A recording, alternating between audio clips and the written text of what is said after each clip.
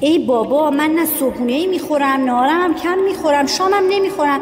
نمیدونم پس چرا انقدر وزنم داره میره بالا.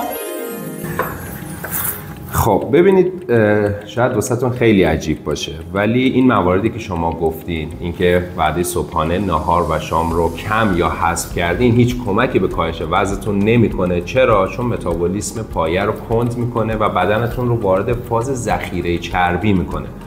پس این که میگن اگر رژیم سخت بگیریم وزن کم کنیم، این کاملا اشتباهه. رژیم‌های سخت نه تنها به کاهش وزن کمک نمیکنن، بلکه باعث افزایش وزن شما هم میشن. اگه شما هم با وجود تلاش‌های زیادی که کردین اما نتیجه‌ای نگرفتین، شاید وقت اینه که یک بار رژیم درمانی رو از نگاه علمی و اصولیش امتحان کنین. ما اینجاییم که بهتون کمک کنیم، نه اینکه محدودتون کنیم.